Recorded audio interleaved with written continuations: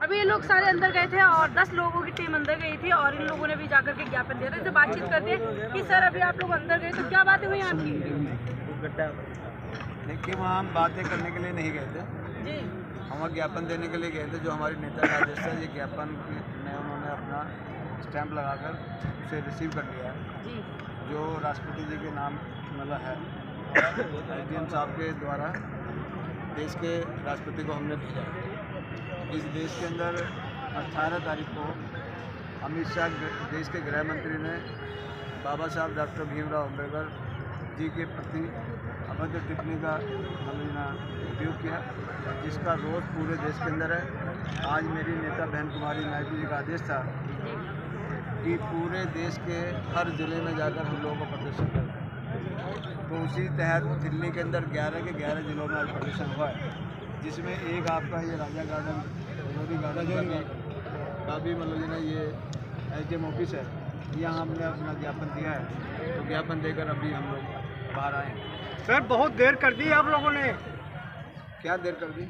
ये ज्ञापन देने में आप कब कह रहे हो? अमित शाह ने मैं एक लाइन बताऊँ, हमने मंच से भी बोला है कि हमारी नेता ने जो गृह मंत्री जी ने पार्लियामेंट में इस तरह के अपशब्दों का इस्तेमाल किया, हमारे नेता ने तुरंत ट्वीट किया और उन्होंने कहा मैं आपको समय देती हूँ, आप इसको तुरंत या तो शब्द वापस ले लीजिए, क्षमा मांग लीजिए, अन्यथा फिर हम आगे।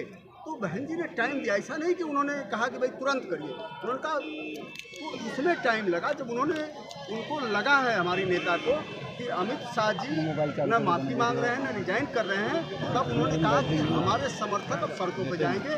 हमने अभी भी कहा, जब आप लोगों ने अगला स्टेप पूछा है तब भी हमने ये कहा है कि अगला स्टेप आज के प्रोग्राम के बाद जब बहन जी के साथ हम लोग बैठेंगे तो अगला स्टेप भी हम बताएंगे। इसलिए हमें लेट नहीं हुआ, हमने मौका दिया था अमित शाह जी को कि विचार कर लो या बहुजन समाज कुछ से।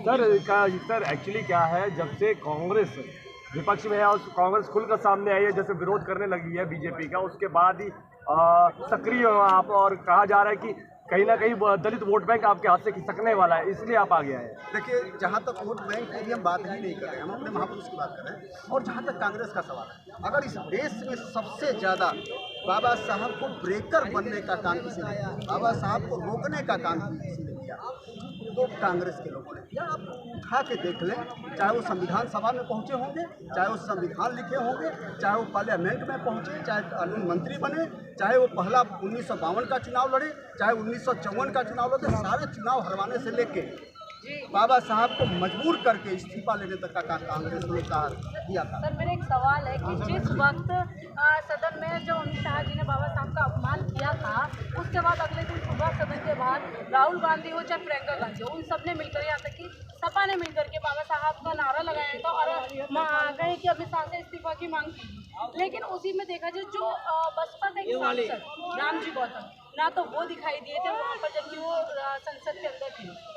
देखिए, अब दिखाने का काम तो आप करेंगे और मुझे पूरा पता कि हमारी नेता ने उनको पहले ही बुलाया और उन्होंने कहा हाउस की प्रोसीडिंग में आपको रहना है। वो वहाँ थे, उन्होंने बात भी रखा। अब जैसे अगर आपने हमारा बाइक तो ले लिया, अगर इसी को हम ना दिखाएं, आप ना दिखाएं तो हम दिखेंगे नहीं कहीं। तो वो पहले भी हुआ करता था, हमारे सांसद के साथ भी हुआ है। और यही नहीं, हम लोग तो माननीय कांशीराम साहब के साथ भी बहुत रहे हैं, तो साहब भी कुछ कहते थे। सर सवाल ये है ना कि जब संसद के बाहर जब कांग्रेस पार्टी हो चाहे सपा पार्टी हो प्रदर्शन कर रही थी, तो बसपा का जो एक सांसद है उसने आकर के क्यों नहीं समझा? मैं उन लोगों के साथ क्यों खड़ा हूँ जो लोगों ने पूरी जिंदगी बाबा साहब का अपमान किया। हम कांग्रेस के साथ कैसे खड़े हो सकते हैं? हम समाजवादी के साथ कैसे खड़े हो सकते हैं, जिन्होंने प्रमोशन का रिजर्वेशन का बिल फड़वा दिया, जिन्होंने बाबा साहब को अपमानित करने का काम किया। अब ऐसे लोगों के साथ हम खड़े कैसे हों? इसलिए हमारा सांसद की एक जो सोच थी, जो आज हम लोगों की सोच है, हमारी नेता की सोच है, वो सोच लेके हमारा सांसद भी वहाँ संघर्ष कर रहा था। वो अलग चीज़ है कि आप लोगों ने नहीं दिखाया, इसलिए लगा। सर आप लोगों के गले में देखा नीला पट्टा है, नीला पट्टा आज राहुल गांधी प्रियंका गांधी इस पर में घूम रही है। ये तो मजबूरी बन गई है, ये मजबूरी बनी हुई है। उनको लग रहा है कि ये उनकी मजबूरी बन गई है कि बाबा साहब के अनुयायी या समर्थक पूरे देश में इतने ज़्यादा लोग हो गए हैं कि आज घड़ियाली आंसू बहाने को वो मजबूर, इसलिए दुपट्टा। सर कहीं ना कहीं लोगों का अप्रोच है कि बहन की तरफ से कोई आंदोलन नहीं होते और कहीं जो बहन जी पर भरोसा जताता था दलित समाज, वो कहीं ना कहीं बसपा की ओर जा रहा, बसपा छोड़। अरे इतने बहन जी के चेहरे दिख रहे हैं, अब कहाँ चेहरे कमी है बहन जी? यही नहीं, आप अभी शाम होते होते देखिएगा पूरे देश में हर जिले पे, हर विधानसभा पे बहन जी का चेहरा दिख रहा है। बड़े नेता बसपा छोड़कर जा रहे हैं बसपा की तरफ, आप कह रहे हैं चेहरे दिख रहे हैं। हम कह रहे हैं कि हम लोगों से बड़ा कौन है? माननीय कांसी राम साहब को 42 साल से साथ चलने वाले सीपी सिंह खड़े हैं। 93 से मान्यवर कांसी राम साहब के साथ चलने वाले हम लोग खड़े हैं।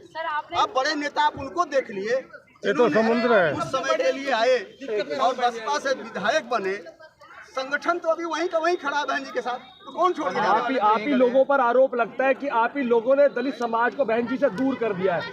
आज आप बहन जी से मिलने के लिए भी सालों तक लोग लाइन में लगे रहते हैं, लेकिन आप लोग वहाँ तक पहुँचने नहीं देते। हमें लगता है कि आप बहन जी के यहाँ कभी उधर आइए, हम मिलवाएंगे। देखिए कितने लोग दलित लोग आते हैं और कितने लोग इस चाहत में हैं, लेकिन फिर हम जब लोगों से कहते हैं कि हमें उनकी सेफ्टी का भी ध्यान रखना है और हमें उनकी सेहत का भी ध्यान रखना है, तो वो लोग मान जाते हैं। सर जो आरोप लगाते हैं, क्या वो झूठा लगाता है कि बहन जी से कोई मुलाकात, आप कोई नंबर दे दो, आपसे मुलाकात करेंगे, उनसे बात कर लेंगे? हमसे तो आप ही मुलाकात नहीं कर पाते, बहन जी से मुलाकात करनी हो तो हम करा देंगे, कोई ज़्यादा दिक्कत नहीं है। बहन जी बाइट देती है, बहन जी की प्रेस कॉन्फ्रेंस होती है, हम उपस्थित रहते हैं, लखनऊ में भी होती है, हर जगह होती है। आप लोग वहाँ आएंगे तो हम अगला कदम बसपा का क्या होगा? अगर आज आपने मेमोरेंडम दे दिया है, ज्ञापन दे दिया है, लेकिन तब भी कोई कार्रवाई नहीं की जाती, तो अगला कदम बसपा का क्या होगा? तो अगला कदम ही डिसाइड करेंगे हमारे नेता। आज शाम को जब हम ये चीज़ें उनके सामने ले जाएंगे, वो देखेंगे अगला कदम क्या होगा, वो हमारी नेता डिसाइड। सर जी दिल्ली में चुनाव है, तो आप लोग किस स्तर पे हैं? यहाँ पर तो पूरे दिल्ली में केवल आम आदमी और बीजेपी का नारा वो दिख रहा, पोस्टर बैनर सब होट ही लग रहा, लेकिन आप लोग कहीं दिख नहीं रहे। दिल्ली में बसपा की क्या तैयारी है दिल्ली चुनाव में? बताऊँ, 13,000 करोड़ रुपया 13,000 करोड़ रुपया सुप्रीम कोर्ट के जब डंडा पड़ा तो ये बताया गया कि बीजेपी को चंदा दिया। कौन लोगों ने? चंदा दे के धंधा लेने वाले लोग, इलेक्शन। और वही हालत कांग्रेस की हुई, जिसमें 2800 करोड़ दिखाया, ममता जी को 3200 करोड़ दिखाया। ये जब इतना है तो झंडा किसका दिखेगा? डंडा किसका दिखेगा? अब इनके पास जब बड़े बड़े उद्योगपतियों का धन है तो उतना तो लगा देंगे। हमारे पास तो एक आज भी हम जब इधर आए हैं, ये जो हमारी गाड़ी भी है, ये जो बैनर भी है, ये हमारे वर्करों ने अपना 100 50 रुपये इकट्ठा करके आज ये किया है। इसलिए झंडा भले न दिखे, डंडा भले कम दिखे, लेकिन बहुजन समाज बड़ी तादाद में है इस विधानसभा में। आपको दिखाएगा। सर मेरा एक सवाल है, अभी जब आप लोगों की रैली निकल रही थी, आम जनता की बात करते हैं, उसमें एक व्यक्ति ने सवाल उठाया था कि जितने लोग आज दिखाई दे रहे हैं यहाँ पर झंडे के साथ, डंडे के साथ बात की जाए, लेकिन अगर वोट की बात की जाए ना, तो इतने वोट इन लोगों को उस वक्त नहीं पड़ते हैं जिस वक्त इन्हें जरूरत होती है, लेकिन आज लोग दिखाई दे रहे हैं।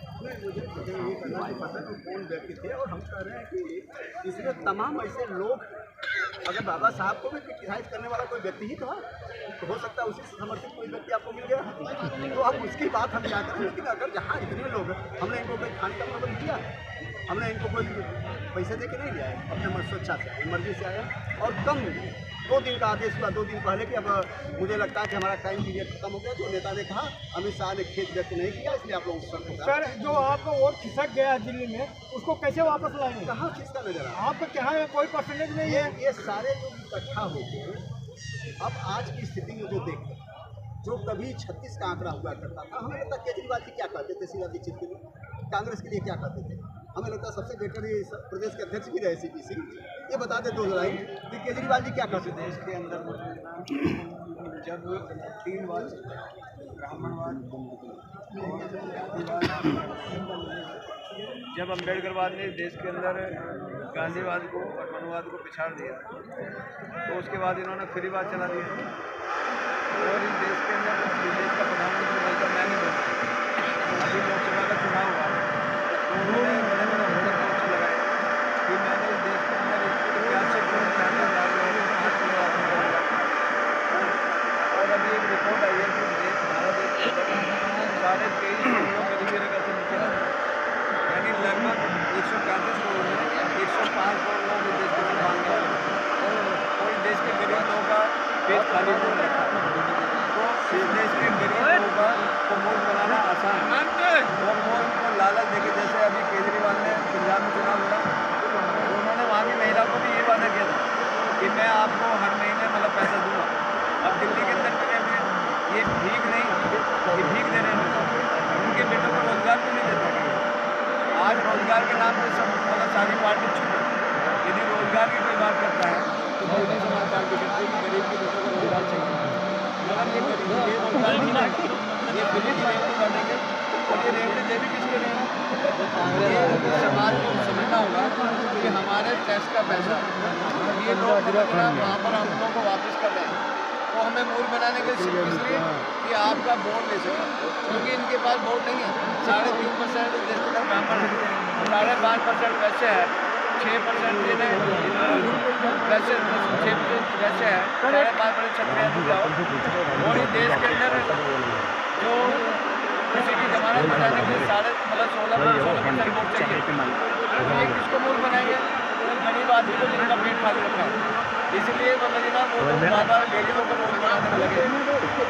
मगर अब गरीब समझ चुका है कि ये लोग जो ना बार वोट बना रहे। कांग्रेस ने 4 ही बात की, गरीबी दूर करेंगे, बेरोजगारी दूर करेंगे, महंगाई दूर करेंगे, भ्रष्टाचार दूर करेंगे। चारों में तो देश का प्रधानमंत्री ने बीजेपी आई तो उन्होंने कहा 15 लाख को नौकरी दूंगा, नहीं दी। ये लोग जो पागलपन बना रहे हैं, तो अभी ना लोग पागल बनने वाले नहीं है। लोग मतलब इस बात को समझ में आई है, ये सिर्फ लोग बना रहे हैं, भीड़ सर, एक महत्वपूर्ण सवाल, वोट बैंक में ये जनसैलाब क्यों तब्दील नहीं हो पाता? ईवीएम को जिम्मेदार मानते हैं या क्या रीज़न है? देखिए, ईवीएम भी एक बड़ा फैक्टर है जी। और देखो सामने आपके इधर दुकान हो जो मतलब 4 लोग खड़े हैं और यहाँ के 1000 लोग खड़े हैं जी, तो इससे पता लगता है कि बहुजन समाज पार्टी बहुत बड़ी ताकत रखती है। बिल्कुल है। ये सिर्फ बढ़िया जो आपसे बाहर है, ये उनके वंशज हैं जो हम लोग खड़े हैं, तो बाबा साहब के वंशज हैं। तो बाबा साहब का दर्द हम जाति बड़ी तक बनाए, इनको क्या पता दर्द क्या है बाबा साहब का, अंग्रेजों का दर्द क्या है। वो दर्द को लेकर हम लोग घूमते हैं, सुबह से जरा खाली पर लोग संघर्ष कर रहे हैं और देश के रखवाले गाड़ी में चलाते हैं, देश के घूमने नहीं चलाते हैं।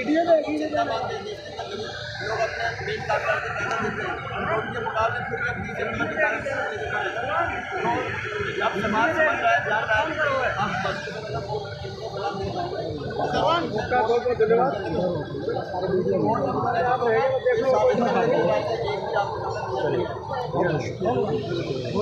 आप लोगों का।